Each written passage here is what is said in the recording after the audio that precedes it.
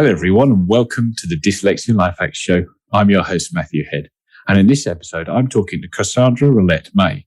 She's the director of Rollett-Ed. This provides one-to-one tuition for students of 5 to 17 years of age who find learning very challenging. She was formerly a teacher working in Essex, mostly in primary schools, in front of class as well as helping students with learning difficulties. As always, I will put the show notes and links at dyslexialifehacks.com/podcast. Welcome to the show, Cassandra. Thank you. It's lovely to be with you, Matthew. Excellent. So what I wanted to kick off with really is your teaching career, because this is something really spiked my interest about you, is that actually you probably struggled in the school system and then decided to join it from the other side of the fence. So how did you think, I really want to be a teacher? I think it was really early on, actually. So my initial schooling, I went to a small private school, and we were diagnosed early if the head teachers thought that there might be a learning need. I was one of those, and subsequently got a lot of one-to-one help. And it kind of spurred me on to think, well, if I had that help, but I had these needs, then there'll be other people like me. So I kind of, the principals, the head teachers of the school were my inspiration. And I kind of got focused on that from about 9, I think. And I didn't waver wanting to be a teacher after that. So I went through the secondary school system and onwards, taking slightly different paths in my education because I was finding learning challenging, but got to university and managed to get my teaching degree, and then find I was living in Essex and went to a school in London to do my year of QTS, and stayed within primary education for quite a long time. And that stayed with me, that need to support children and to think of learning more creatively. And then the system is on occasion difficult to work with. One of the schools I worked in, I wasn't allowed to say that I was dyslexic. So I could say that I understood, but it meant that I couldn't really explain why I knew what was going on. So that was kind of one of the hurdles that made me kind of start to change. And then I became a Senko. So I could then say that I had this thing, and I understood where children were coming from. And even though all our learning journeys were different, I had a unique perspective on it, as opposed to a teacher who didn't have a neurodiversity. And that kept me sort of in that primary field of working with children and teaching. And I was always looking for ways to make learning more dynamic and more interesting, and not always having to record things in the traditional sense. But depending on the schools that I was in, you had to fit in with the system. So although my 9-year-old self wanted to be a teacher, my adult teacher found that I couldn't quite do what I had inspired. So I had to kind of take a different journey. Why did the particular school head teacher you mentioned say you couldn't tell the students you were also dyslexic? I don't understand why they wouldn't feel that commonality would work. It's the same as when I was at university and an English professor told me that I shouldn't be doing the teacher training because I was dyslexic. I think it comes from the awareness. What dyslexia means is obviously it's a literacy difficulty, is its definition. And therefore, for me, my spelling isn't always the best. And my grammar can be, if you're looking at things. So if I'm supposed to be teaching, you have to argue, I guess, from their point of view, that therefore I wasn't going to be able to teach effectively. And that to a degree is true, because yes, I can't always spell things and I might not pick up a grammatical mistake. But even across the board as a primary teacher, I was teaching all the subjects. So you have to relearn things. There are some teachers who literally know everything that they need to know. I was revising as I was going along, and that's what I would do with English. But I would happily tell the children that, let me check that. And I was very fortunate to have the technologies as they were coming out. So I had a spell checker and I had things like that. But I think that's the reasoning, is that it means that I'm not as accurate as some teachers might be. So from both perspectives, the university and one of the schools, I think it's what the perception of it means and what people understand it to mean, I think. But how's that different to a primary school teacher who's particularly weak at maths, for example? Absolutely. But I suppose they don't necessarily have to disclose that. It would only be if someone kind of asked them to do an algebra question or saw how far their maths went. Whereas it could be obvious for me if I'd put a spelling incorrectly on the board. Obviously, I was trying not to do that because your role as a teacher is to teach and inform and to show ways of doing things. But I also think it was really important. I mean, I always lacked confidence, and it's the thing that I'm working with my students now to build up. So I understand that aspect of it, that it's not just the academic, it's also the personal feelings of things. But I was really happy to show students that we can't get it right all of the time. And it's not really failing. It's just taking a moment to like proof check, although that's not a dyslexic friendly hand in hand thing because you can't really tell, but you know what I mean? You're trying to check what you've done and have strategies to enable you to move forward. So that's my perspective. So you're right. If you're not great at maths, but you don't have to put that on a CV. If you passed your GCSE, you passed your GCSE and your teacher qualifications. Whereas I've always been proud of my dyslexia, and I know it's difficult for others, but I've always put it on all of the jobs I've gone for because it does impact my ability to communicate or work sometimes. So I felt like it was important to acknowledge that. So so similar, but I obviously had to disclose it. So yeah, because interestingly, you were saying the point about if you pass a math GCSE, you get to university doing a teaching degree and you get the job. Your English grades must have been good enough to get you onto the teacher training course to then pass it. Yes. So, like for like, I totally understand if you're writing spellings on the black or white board, depending on how old you are. Yeah, absolutely. That if you're doing stuff wrong in front of the class, that is a problem. But it's also nice for children to see that everybody is not perfect and mistakes happen, but mistakes are not necessarily a bad thing. Yes. What tools did you use actually in front of the classroom to help you? So it's always to do with planning, isn't it? So I would always be using things. And when I first started teaching, that's like 20 years ago. So there was obviously tech. It's remarkable when you start talking to children these days and you're like, well, I didn't have that. But I had like the reading pen when they first came out. I had they used to do little spell checkers. They kind of look like calculators, but they were spell checkers. And Yep. So I've had different versions of those because I first had one of those when I was at primary school, but I had that with me. And it was before phones became such a useful device that I had other things, but it was the planning. And obviously general things like spellings that the class had to do, I'd already have those written down and I would be able to copy them. And I only have a little bit of a problem with reversing numbers, but not when I'm working. It's more like when I'm trying to do it for myself. So it was putting those things into practice, making sure that I use technology. So when I was doing my planning, when I was doing preparations, when I was creating things. But as I said, to me, it was important to show children that I have checked this. But if you see something that I've done wrong, or if we're looking at something together, then that's okay. And it's my job, though. I'm the teacher. And it's interesting now because when I was first a teacher, so in a primary school, things like times tables were quite tricky for me because my dyslexia means that the way I process and remember things has always been a little bit more challenging. So times tables used to send me internally into slight panic. But now with the job that I do, I have, and the way that the government is focusing on times tables as don't get me wrong, they are super important. Yes. But the way that they are focusing on them and having the tests on them, the students that I'm supporting now require practice all the time. So I do them daily, which means I've actually got them in the forefront of my mind. So when a child goes, but if you're dyslexic, why is it that you can remember? And then I can explain, well, actually, it's because I am doing it every day, but I've also created ways to remember the answers. So I think that's kind of what I was using and explaining right back in the beginning of my teaching career when I was in front of a whole class.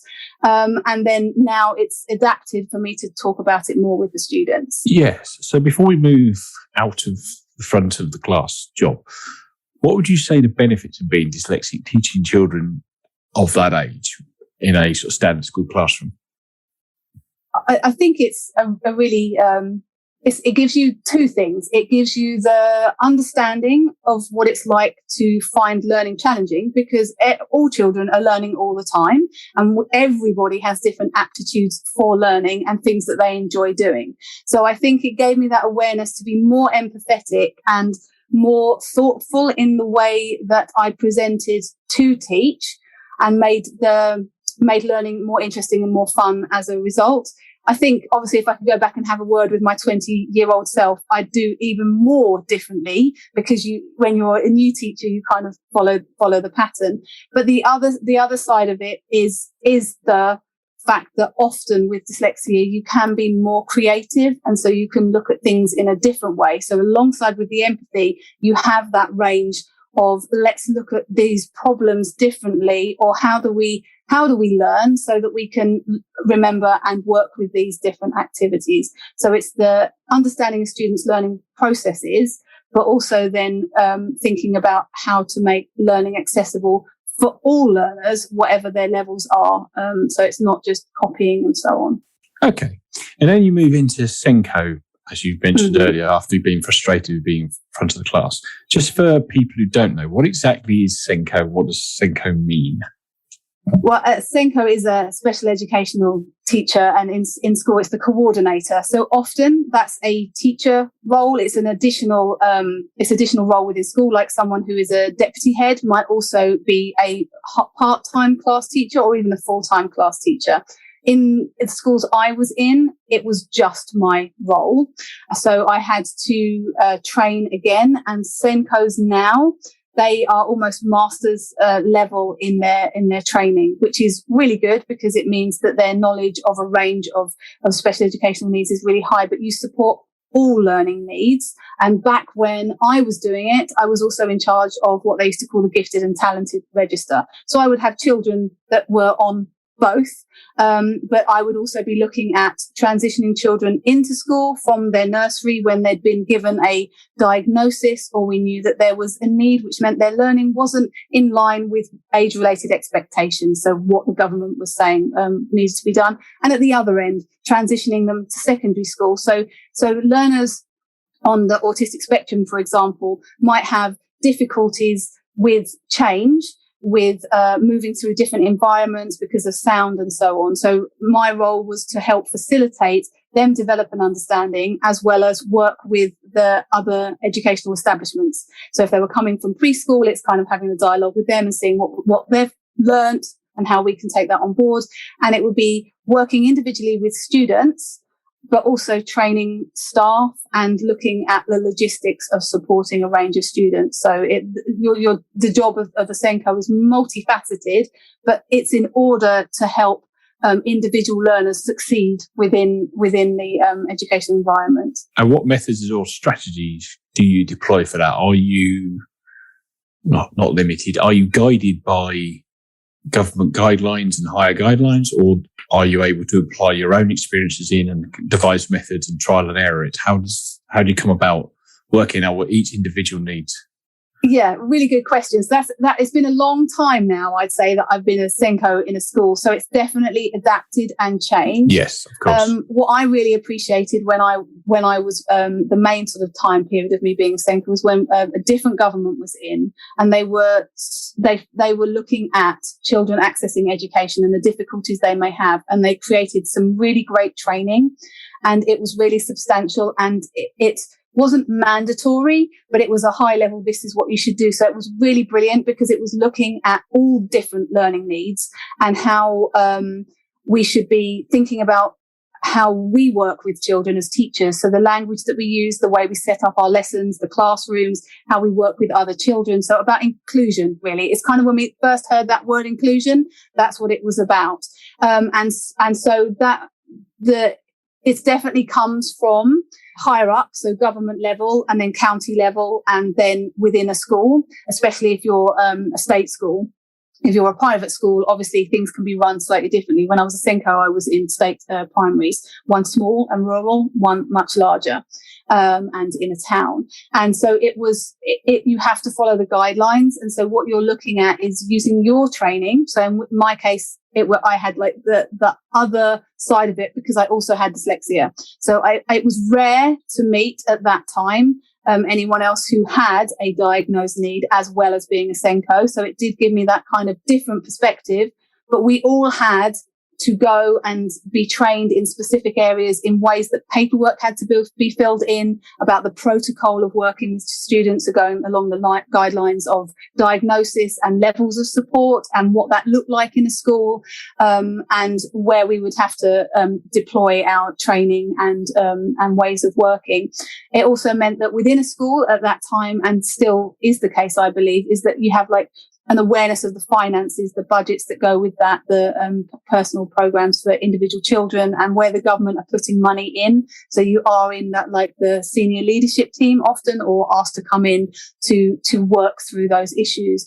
So you are given your professional judgment. And as I said before, the qualifications to be the coordinator is quite high now. So that does give you professional knowledge, but there is definitely guidelines to work with. So again, that's why I moved away from the role, because I couldn't always facilitate what I felt was best for the individual students because of the system and what was required within a certain establishment.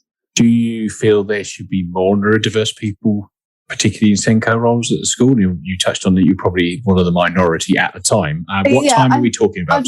Yeah, definitely. I definitely think it helps. And there are a lot of teachers now who disclose that they are dyslexic. I work for an organisation for dyslexia specifically, and my superiors were also dyslexic. So that really helped. And I think it's important that we promote the importance of using your individual neurodiversity as shining. I noticed from what you say, it's about shining a light on dyslexia, and that's kind of what I'm saying.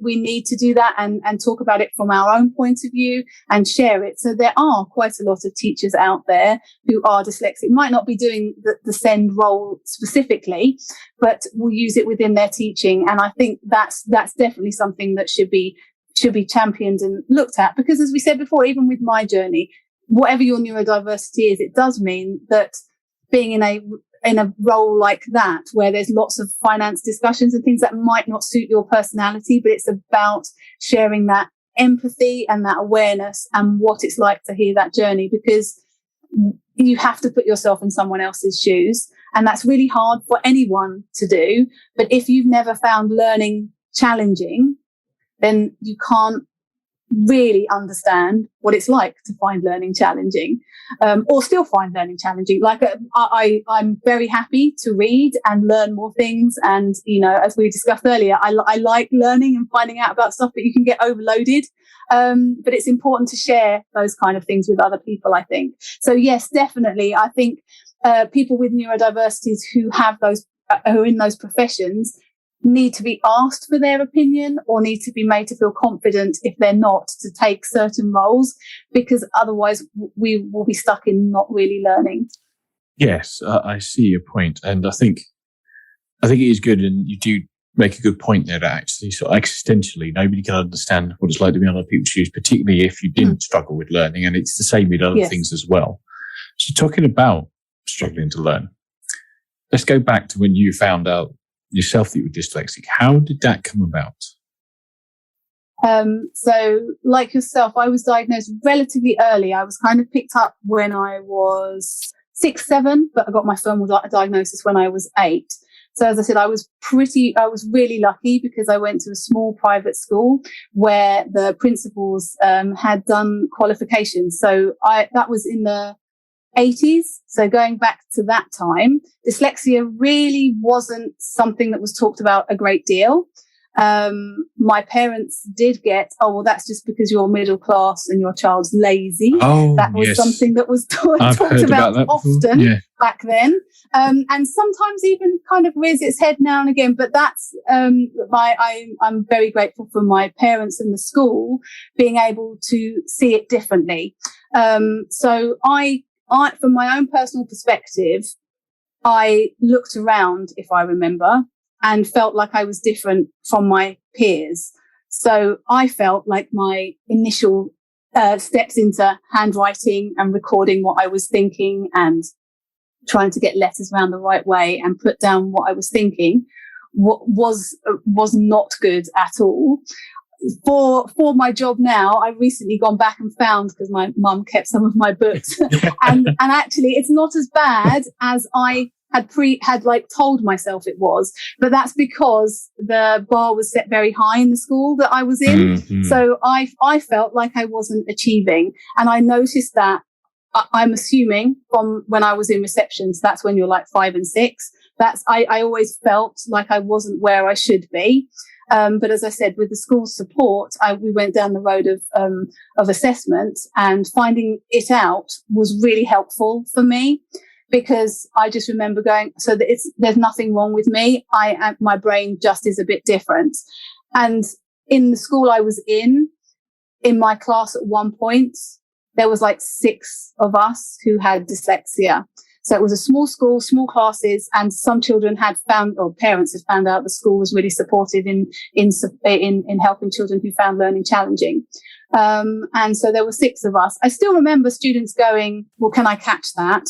Or, why is it you can't do this? So it wasn't much different to my peers, but I know probably locally at the time, I may not have received the level of support and understanding that I did at the school I was in. Things have obviously changed, not to where I'd like them to be, but that's my learning journey started. So I knew from a young age I received extra support. So I wasn't put in for the 11 plus. I didn't do French at school, and I went and had small group support and worked on different literacy programs and other programs that are still around today that have been sort of modernized. So I was really grateful for that, and I never saw it as being different. I did actually do like French outside of school and different things just to bridge the gap. But I was quite happy with that support. When I went to secondary school, I went to a local secondary, and that was a more interesting journey, because obviously I had been taught that education was important and I wanted to learn. I already had this goal of wanting to be a teacher, so I knew that I had to go on that academic journey.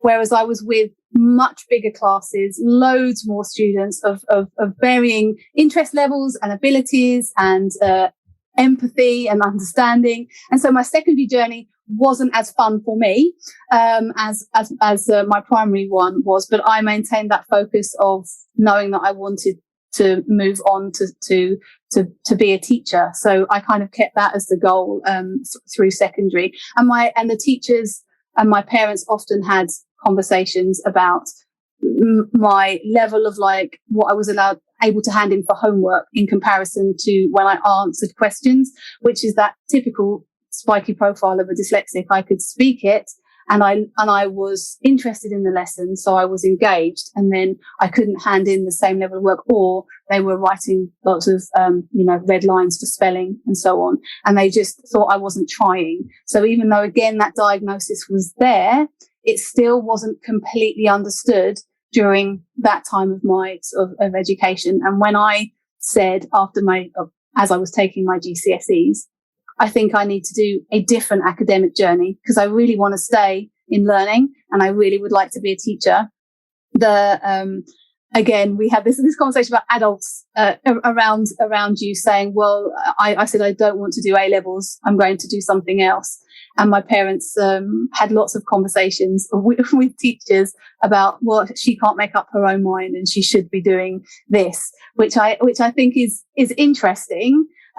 Because I did know my own mind as a dyslexic learner, and I did manage to achieve, and I knew that I wouldn't if I stayed and did A levels. But I think it shows you the timing of things, because perceptions and understanding of different learning needs have changed over the years. But if I'd listened to their advice, I'm not sure I would have got there as quickly as I did with the training, or I might have even changed my mind because I would have found it tricky. So that's kind of my background. Okay. So What did you do instead of A-levels? I went to an FE college and I did a BTEC instead because I knew that taking exams, which is what I still find today with all the students that I work with, taking exams isn't often a dyslexic friendly way of working. And so I knew that I needed something where the sum total of my knowledge wasn't in one test. So the BTEC at the time was the equivalent of doing A-levels because of all the different components of it. Things are slightly different now to when I took mine. But I did psychology and sociology and lots of different things at an A-level level. It just wasn't as much as an A-level would be in like the time scale. And all of the reporting had to be written. And so there was no test and no exam. And I achieved good grades with that, enough to be accepted to a couple of universities. So again, I was really fortunate. I think it was worth the commute that I had to do, and it was worth the decision making because it definitely gave me more confidence. And made me more aware of different ways of learning and reporting and sharing information, and put me out of my comfort zone because some of the other things were where you had to use role play more, or you had to go into other settings and share information. And as a quiet child and teenager, it was a new journey for me. So it definitely was better than staying in the same school and just picking three, subjects which I may have been able to be good at, but would have struggled to achieve a 2-year grade in. So yeah, it was kind of that's what I talk about with my students today, is that not everybody does an A to B journey in a straight line, but often if you're neurodiverse, you might find that you take a couple of lanes and go down a hill and then, and up the other side, because you just have to look at what's best for you. And sometimes what you think might work doesn't always work, so you have to adapt and change, and that's okay too. So I was glad of that sort of slight dog leg into education, because back then it was mostly if you're going to university, you stayed and did A-levels. That's not the same today. No, I mean, I got BTEC too because I didn't do A-levels, but I think the sort of field I went into, it was all right. So yes, yeah. Obviously, we talked about support you got in the sort of primary and secondary education. Now you're into university. Did you have to redo your assessment for? Yeah. In my lifetime, I've been assessed 5 times. 5? Every time I've still been dyslexic, which is greedy. Ironic. It's different now. So again, I think about it because I obviously work with students today. But my parents had to pay for the initial assessment and then one for GCSEs. Okay. And then after that, I had smaller ones. But every time I went to a different academic establishment, they wanted to check. But I mean, obviously, it's to do with when you're assessed at 7, they're looking at the statistical data of children at the same, or your peers. Yes. So obviously, when you get to 15 and 16, no one's at the same. Well, not if you're moving forward, no one's at the same age as they were. So I totally get it. I just feel really bad for my parents because it's a lot to pay for assessment. Yes. And back then it was the same, and they had to do that. Whereas you don't have to pay for a full assessment now. So yes, I did. I had to be assessed, and different levels of support really. So GCSEs, the assessment allowed me to have the accommodations of extra time, and that was it because of the levels that I came out at. For college, because it was all paper based, it was sometimes I got an extension time wise, so I got maybe a day or 2 extra. And again, that was pretty much it. But the staff did talk to me about being dyslexic and what I might need. And at one point, I was given a little bit of extra support in literacy skills, which was helpful. Didn't really need it in that area. It would have been more to do with how to present and create reports. But what was there, I was always really grateful to receive. But I went to a couple of universities, and again, there was an awareness of the being dyslexic, and one university had a unit specifically for helping dyslexic students. I didn't make full use of that, I suppose, and then I moved to a different university anyway. So then it was more about the the general understanding, and I can't remember now. See, I'm trying to pull back. It's a long time for me. Whether if I got any accommodations, because other than the government brought out teacher training tests for us to achieve that level of English and maths that we were talking about before. Yes. They wanted to check us before we got qualified. So other than those, and I don't think I was allowed anything extra for those, because that was just proving that you were able to teach. I think there was an understanding within the staff, and if I had needed anything, but generally I was able, because it's different when there's deadlines for handing in assignments as opposed to sitting a test. I didn't have to sit many tests. Okay. So it kind of worked well for me. So there was an understanding and there was support if I needed it, but in the most part, still a lack of understanding of a dyslexia by some members of staff, I suppose, because you're always having to explain yourself and what it means. And sadly, that's kind of the same today for some, but not all. So it definitely has moved forward. Yeah. So did you get any of the assistive technology or any of that kind of stuff at the time? Yes, I think I did get some financial support for that. So yeah, laptops and other things were things that I had, but there were occasionally some money for support with books or other things. So yes, I did reach out for those, and that's definitely something I would highly recommend, because as you know, the technology makes a massive difference. It helps a lot, yes, in learning and supporting. Yes. Okay, so that's kind of got us all the way through university. We spoke about your teaching career, and yes, at some point you go, I don't want to do this teaching thing anymore as in this guise, and you move on to forming your own best educational business. So I think you did touch on it earlier on in the episode, but as we come back to it, what motivated you to move from the kind of in the system to back outside it, so to speak? So I think, as I said to you before, that there's lots of really good things to say about our educational system and the research that is going in to support all learners and help all learners progress through school and achieve their full potential and their purpose. What's their purpose and what would they like to go on to do? However, I still believe that the system cannot facilitate that to the best of the degree, because we're always looking at levels and testing.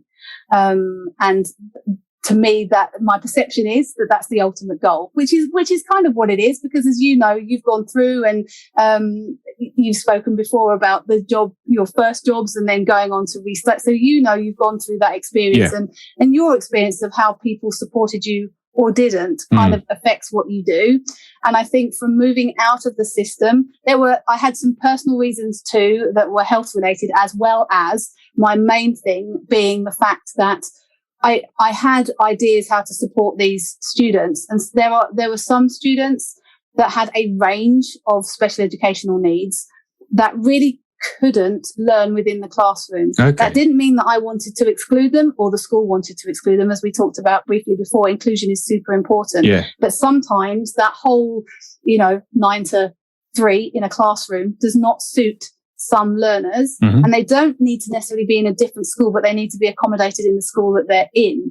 And then we have to think of budgets, finances, resources, rooms, things that you might need, adults that you might need to work with. And it's really difficult in the system that we're in to do that individual for all students. Right, yes. Yes. And then just in general, taking a step back from the more sort of severe end where there's a great deal of need, learners with dyslexia also find that learning in that straightforward classroom environment doesn't always work. And because of the system, they can't quite get the help that they need. Where they're leveled at, their attainment levels, whether there is support staff in the classroom, those kind of things all affect their learning journey. And what I find is the students I work with, they all want to learn, but they all have self-doubt or worries, feel that they're not good enough, use other labels along that line. And there's no one is to blame for that. And it's definitely not the student. They need their help, but it's because of the system that they're in, that the way that it flows means that they can't access way they need to, or, that the class teacher needs to achieve certain things by the end of the day, the week, the term, the subject that they're teaching, and it moves too fast, or the teacher isn't able to use some technologies, some assistive technologies to help view it in a different way. There's such amazing stuff out there. We know that quite a lot of classrooms have the interactive whiteboards. Teachers are getting more and more tech savvy, and way more than I would be able to. They're creating brilliant things to help children learn, but still there's I've got to this bit and they should be there, or why isn't it they haven't learned that yet? And so that's kind of why I came out of the system, because I couldn't support each individual learner the way that I would like to. So that's not to say that Senkos aren't doing a great job, class teachers, schools, all of that they definitely are, but it's that awareness of those individuals. And sometimes the ordinary schooling isn't the easiest of paths, and sometimes adapting it a little bit can make a big difference, and sometimes it really isn't where a child will thrive. So it's trying to find what works best for them. So that is why I came out of the system, and kind of did take a massive leap of faith, because I had a few parents who were interested, or people near me who were like, could you work with my child? And I couldn't really do that in the time scale of working for the state system.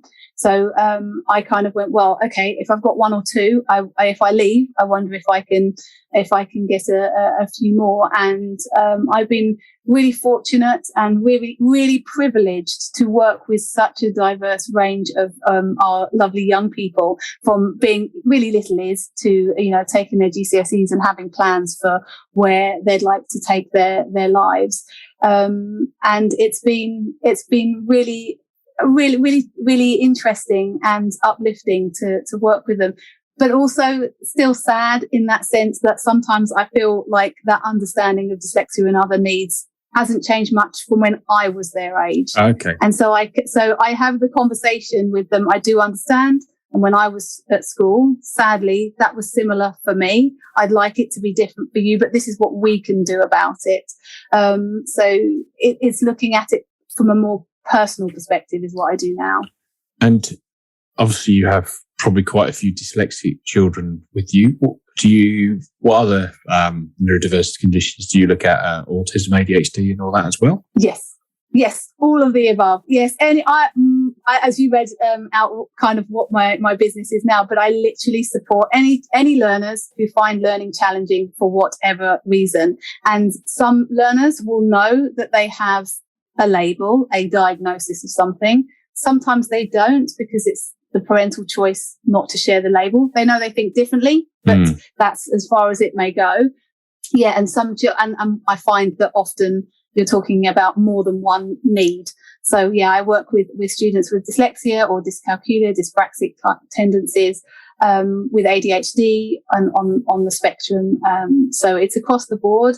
I tend to support with the academics, but through supporting them, I'm always bringing that message of learning to learn. So I'm sure, like the metacognition idea, the how does our brain work? What's the best strategies for us, so that they can feel more self-confident and more self-aware, but because the system requires them to learn things at a certain time, that's what we're working with. So my sort of passion is sort of teaching children to understand themselves, to be more confident. And that kind of is the underlying of my business, whereas the main bit is generally to support with literacy, English and maths, and to support students in understanding how to answer questions with their GCSE. So I'm not a GCSE expert, but I understand how a dyslexic person may struggle to interpret a question, or what is required and how we can break that down into steps. So yeah, I also work with students who can't engage with school. So there might not be a specific neurodiversity, but for some reason they can't engage, and so it's coming out as a behavioural or emotional need. And I look at that side too. Okay. Yes, I was going to ask actually whether you get students come to you that are having behavioural problems, and you discover it's more a mismanaged neurodiversity that's caused them to get frustrated. Yeah, definitely. Previously, sort of the students I get now, it's the support that either the schools or local families will mention what I do. But yeah, some students. So I work with a couple of students at the moment who are homeschooled, and in the past I've done the same. And often that's because the parents or the children, or both in conversation, have worked out that the school environment just doesn't suit them, and they can't maintain their focus or those kind of things. So it does come out in a behavioural need. And that's the other side of the business that I do. Less recently because of COVID. Yes. I haven't really done it. But I used to go into different schools and do schools training. So again, what we touched on before, I kind of always start off like, do you want to stand in my shoes? So come here and look at what it's like to be dyslexic, and the activities that I've sort of done throughout the years that I've picked up from other organisations and myself means that I'd get them to like look at something that was in a completely different language, or can you remember what this sign looks like, or and they'd be like, oh, that's really quite challenging, and I'd be like, yeah, so that's what it's like to be dyslexic, neurodiverse, have these kind of things going on. Or think about if I asked you to say sentences without these letters in, or if I keep talking at you while I ask you to write something down, and it's a bit more complicated. They can put themselves slightly into my shoes, a dyslexic person's shoes, and then I talk about the strategies and things, because, as I said, schools are really good at being dyslexic aware. Often there are dyslexic friendly classrooms now. That's a whole movement, and schools can, have achieved certain levels in that kind of thing. So the knowledge is there, but it's really nice to just tweak, I guess, a teacher's understanding of what it might be like, and then to see some amazing things done in schools where they understand that some children can't always sit at desks for long periods of time, or that just writing with a pen on a blank sheet of paper isn't helpful. And it's just those little things that can make massive differences, and that's might come through me, but that's all the training that is there, and it's just putting those ideas together or reminding them of things that they might have done in the past. So that's also a really rewarding part of my job, is connecting with other professionals. And then the other side is working with parents. Before I work with children, I always work with their parents, and there's lots of different emotions that go along with having a child who finds learning challenging.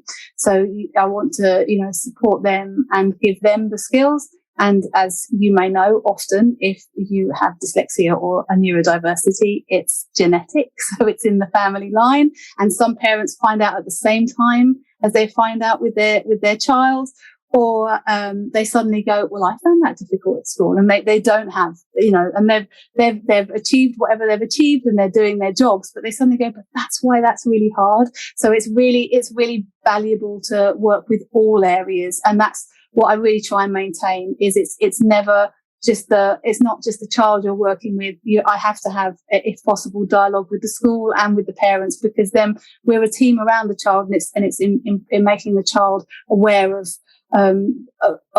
their importance and how things can be adapted so that they can achieve. Okay, so focusing, say we are talking about you're working with a dyslexic child. Is there any sort of specific techniques? I mean, you don't have to give away all the secrets, obviously, but what sort of tools and strategies would you typically use? I understand everybody's different, but I just kind of get a flavour of what you would kind of do. Absolutely. It's really difficult because every learner is different. But I think the first thing I try to tap into is like asking questions, and I use the questionnaires that are sort of generally available on thinking about what sort of learner they are. So it's very contentious at the moment, the VAC kind of learning. Are you visual, auditory, or kinesthetic? Because there's lots of research that say that doesn't matter. There's lots of research that says it does. And I think it's not really how you talk about it, it's how you use it. And I think it's about giving empowerment to the students. So if I say, like when the teacher's talking, do you suddenly like drift off into a daydream or want to fidget? But if they are showing you something, can you remember that kind of points to the fact that they're less of an auditory learner and they need those other things going on, and also about how they communicate what they're asked to do. So if it's always writing, but they find that challenging on different levels, from holding a pen and physically writing, because that can be part of the dyslexia too, to remembering spellings and organizing thoughts and getting the words down. There's lots of different things that you can look at. So it's the skills of how do we need to learn? So if I find out they're quite physically active, but they find times tables difficult, and I know they might have a dreaded trampoline, the thing that takes children to casualty quite often, I get them to jump on there to create a beat for the times tables. Or in school before, we had children using like the paving slabs to mark out each times table. So they were doing it physically and saying it, as opposed to writing it down on a piece of paper.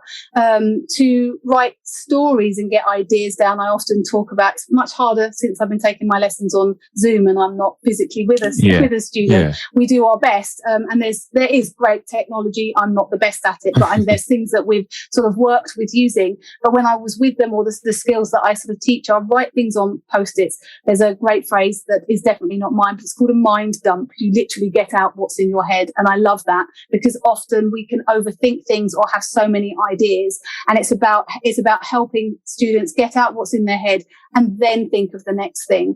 So all the things I talk about is it's making the steps for learning. It's looking at the bigger picture, because often as dyslexics, we like to know where we're going and what's expected of us or what we need to do.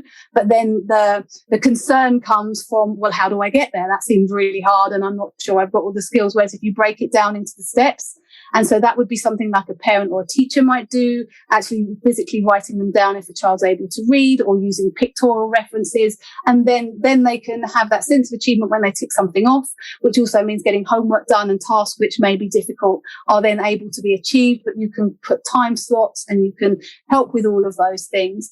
I was just talking on my own sort of Facebook platform about holiday times, for example. So people who are neurodiverse can have anxiety or difficulty dealing with changes in routine. So if it's a half-term holiday, that looks different to what school or college or even work might look like.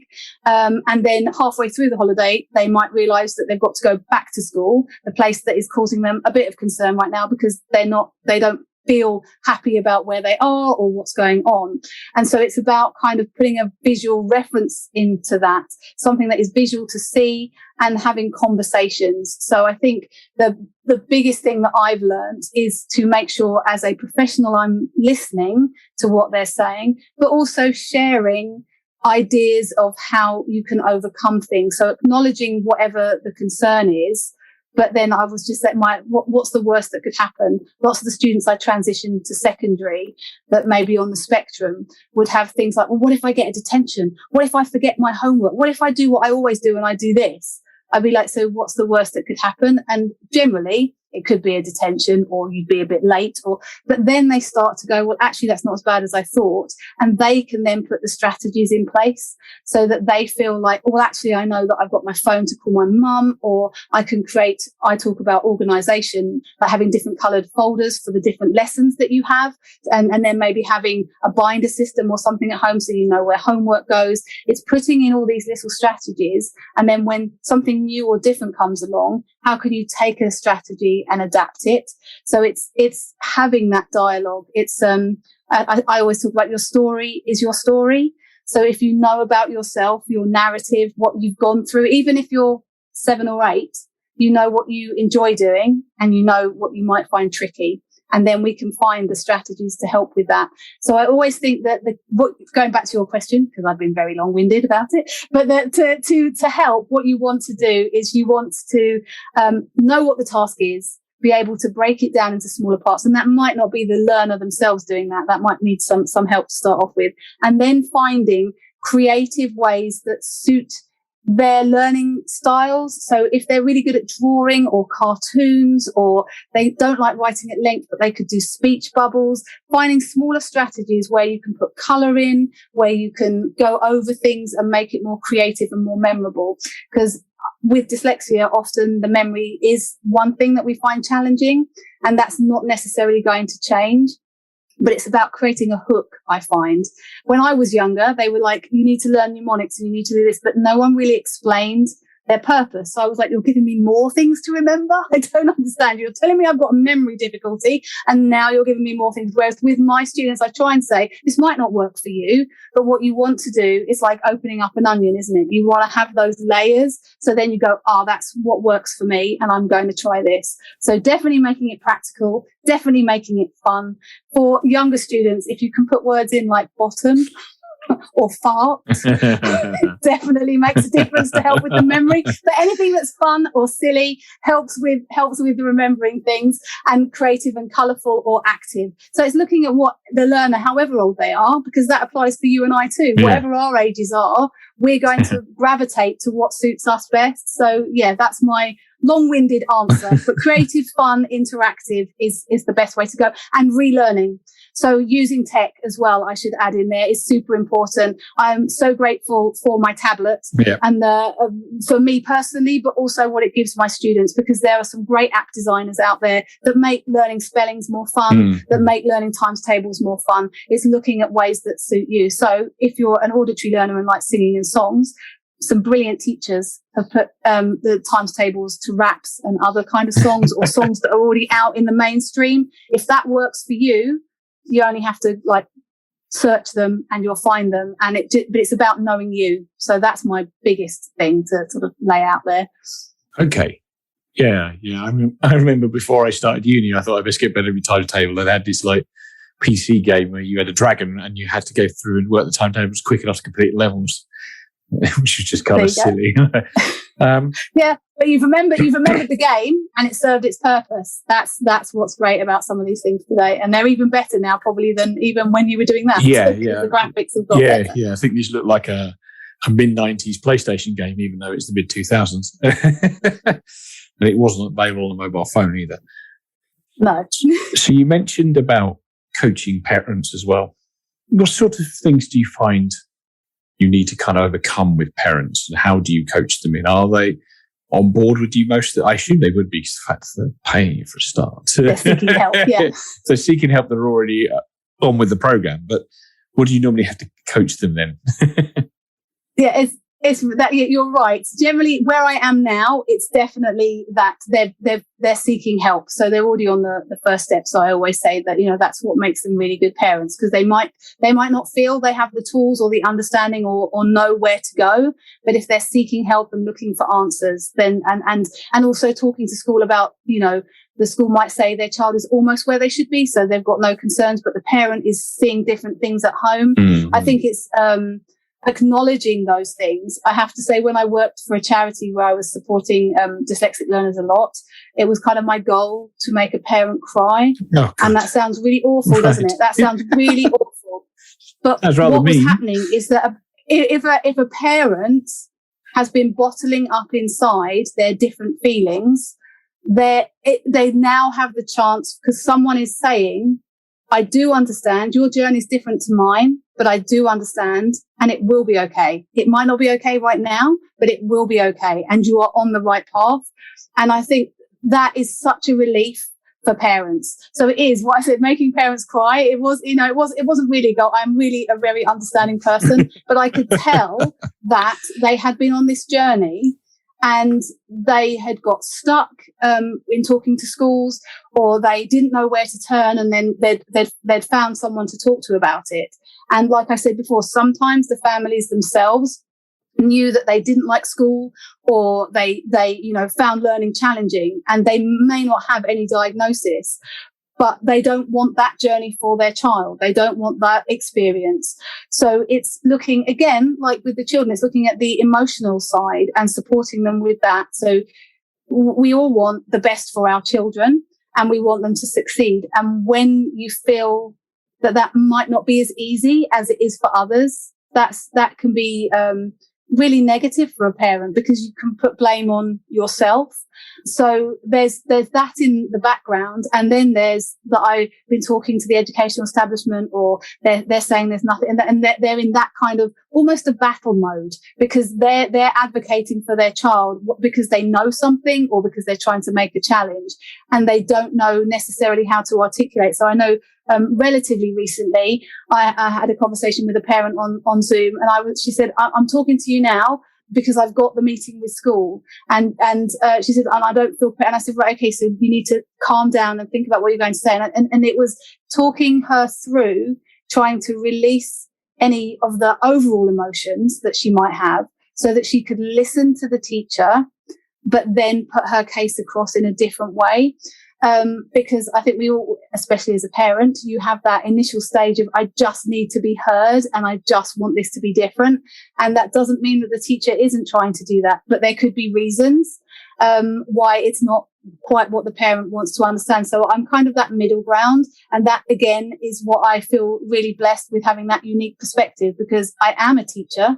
I was a primary school teacher, and I was in a school environment in the private sector and the state sector. So I knew how they run, and I know that. But I also know what it's like to have parents to have a child who's dyslexic, and I also am a dyslexic learner. So it meant that I had that, I can talk to them through that point of view. So it's that emotional journey that they're going on, and also how to help them deal with the emotions of their child. So, because if, like we said before, putting yourself in their shoes, if they don't have any needs and haven't seen anything like this before, and often what happens that I find is you get that the younger sibling is overtaking that slightly older sibling who might have the need. And that's when the observation really comes into play. And they're like, I don't understand, because I thought they were making progress. And it's breaking down those things and talking them through and looking at next steps and how to communicate with school, how to seek the right sort of support. And then again, just like I spoke to you about, the strategies that they can use. They don't have to be teachers to be qualified in understanding their own child. And some simple strategies for organisation can mean the child can be and will be independent, but you have to put the scaffolding in place first. And sometimes that's hard for parents to understand, because just go and get your shoes or, do these things becomes, if you've got ADHD or dyslexia or something similar, a completely different task entirely. Or you get to the top of the stairs and you think, why was I here? And you do that when you're 7, not when you're, in your 70s. And so it's trying to get them to understand that whatever the need is, there is a definition of what that need might be, but it's more than that. And sometimes it can come across in daily living as well as reading, writing and other things. So strategies to help with that.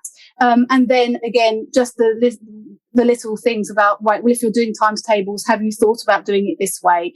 I know how busy it is to try and hear them read every day. So have you thought of doing this? And it's putting those tips in and being conscious of what family life is like for them, but enabling them to either seek strategies of their own thinking with their child, or that I can put in place and say, hey, try this. And as I said, it's I feel my job from my knowledge base is empowering others. So it's allowing them to build up their knowledge and their understanding, and communication is really key. Talking with, you can't talk about a child anymore.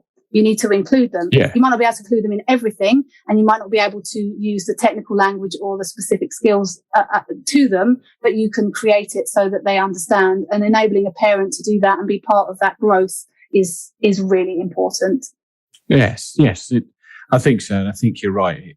I like the idea it's a holistic approach. You're actually at school, you're at the child's level, you're at the parent. And most importantly, you keep the child engaged with what's going on, rather than, you used to sometimes feel like it was happening around you, then you had to turn up. Yeah, and done to you. You will go to this lesson and you will take part, but it didn't make any sense because no one explained it correctly, and it doesn't take much sometimes to explain things to learners who have neurodiversity. It's just that if it's not explained, it makes no sense to them. No, you sort of, why am I pouring all of this effort in to get not great marks for something I don't really understand why we're doing it in the first place? Or enjoy, or no, or I already know what I want to do for a job, even when they're 7 or 8, and it's like, it doesn't involve this, and you're like, I know that, but you're within the school system, so why you're here, and you just kind of go along that journey. But it's almost like once it's said out loud, it makes more sense to them, I think, and we sometimes forget that. We all do. We assume people understand where we're coming from, or that they understand what we're talking about, and that's not always the case. Yes. Okay, well, that brings me to near the end of the episode. So I've got some rapid fire questions that I like to ask at the end of every episode. Okay. So There are quick questions from me. They don't necessarily need quick answers from you. So let's go for the first one then. What prejudice had you had about dyslexia that has been proven wrong? What prejudice? Oh, I don't know. That's a really hard one.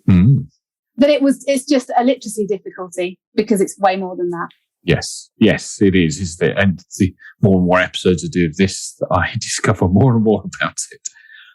Okay, so if an alien came down and landed and asked you to describe dyslexia to them, how would you describe it to them? These are great questions. I would explain that all of our brains work differently, and it's an amazing thing when you see how the brain develops from a young child into an adult. But when you have dyslexia or something different, the pathways don't always connect in the same way. So you see the world and interpret the world slightly different to other people. I think that's a good description. I enjoyed that. Okay. And the very last question of the podcast, really, and of course, this being called the Dyslexia Life Hack Show, what would you say your favourite dyslexia life hack is? Oh, the development of devices so that you can ask your phone how to spell something. Yes. or even do a calculation. Yes. If I can ask it to do it so that I don't even have to type it in. But yeah, so I would say there are so many hacks out there. There's so many brilliant professionals and so many people like yourself that are sharing so many great ideas. Thank you. But the advancement in technology has made such a difference. It doesn't mean that we shouldn't teach our children how to handwrite. It doesn't mean that we shouldn't learn how to do mass computation. But when things are tricky and you can use a device to take one of those tricky steps out, it's amazing. Yes. Steve Jobs has got a lot to be thankful for, hasn't he? I like that. A neurodiverse guy managed to design a device that helps lots of neurodiverse people. Yeah. Okay. Absolutely. Okay. So is there anything you'd like to add? Well, I just want to say, first of all, thank you very much for including me on this. I think it's so important, as you said, that people who are neurodiverse share their stories to empower other people, but also to give them life hacks and ways of working. So behind me, not that your people listening will know it, I have a picture of a lighthouse, because I have a Facebook group called Lighthouse on Dyslexia. So if there's anyone listening who wants the support for learners going through the education system or who are parents, I'm definitely there as a community. It's a private group to share tips and sort of strategies to work through schooling and so forth. And we'd love to have people join in. But if you are dyslexic and you're thinking, I'm a bit nervous to share my skills, go out there and share it, because we can empower the next generations to know that everybody is awesome.